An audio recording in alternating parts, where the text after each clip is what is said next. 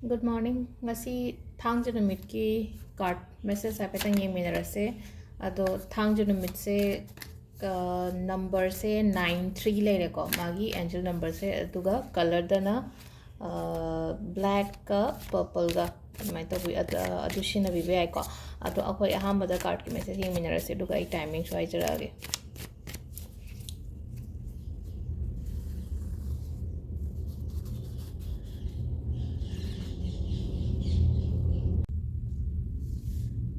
Do sidagi card se home katang loto se ko card number 1 2 3 ko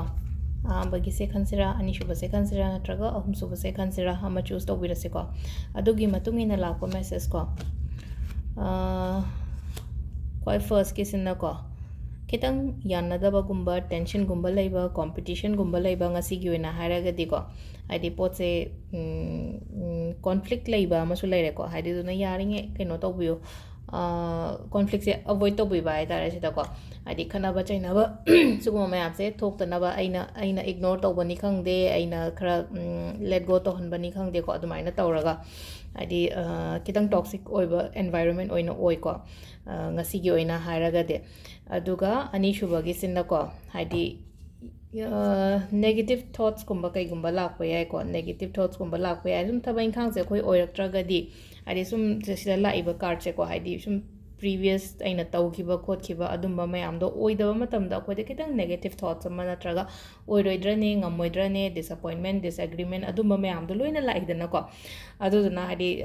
sida ko akatang sida sungaire ko ngasi goina haragadi number 2 gi si number 2 gi oina haraga so go let go to holo haidi sigi pot mayam se ko haidi hanigi experience ke no mayam se ko haidi loi chalan ro aduga afaba ma ready accept to na to haidi aingonda lakadabadi afabadi lakani ko haidi punsi se dum fatana dum leigadabadi natena haidi afaba fataba se dum mix to chat kadabane aduna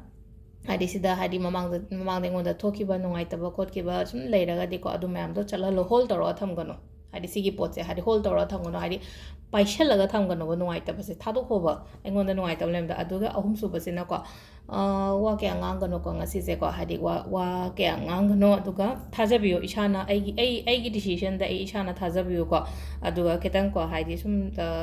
kaino gumba su tobiyo lai gumba su khoirambiyo ngasi gi oina haraga de ko haidi ningbi bodo lai khoiramba haraga eta mayam katlaga khoiramba khopa adumba do nate ko haidi koi chanting mata tawre dhyan mata tawre meditate mata tawre dwai taro ko adu duma lere ko aduga timing sina ayuki pung 3:46 tagina pung 9:10 phong lere tagi 10:49 tagina pung 3:4 phong lere ko nungda wairamge aduga amuk pung 4:39 dena pung 3:4 phong lere tagi amuk pung 3:9 tagina pung 12:13 phong lere ko sisina ahingi ko adu nongalam daigina 3:9 tagina pung 5:12 phawo sisina akoigi ngasigi oina afaba timing ko ado sida lere khoigi card ki message se ado engonda pot la aba in ha ko do ai do kana no ai do khang khara madi reply to kre ko hai kre ko ado pot loina anambana haje yaura abane ko adu duna haidi mamang do khwai khara mamang haidi keno taroga khoigi keno gi lai gi murti gumba leina ko kuber gi etu do thabir on haibane ba adu do loina available oirabane ko imphal da adu duna hadi adum phone to biro number aina ma pi badu da aduga adum lobi ba ya ne ko poche te do visit to biro shuka shukai de ko ado sida lere khoi gi ngasi gi card ki message se ma'am thank you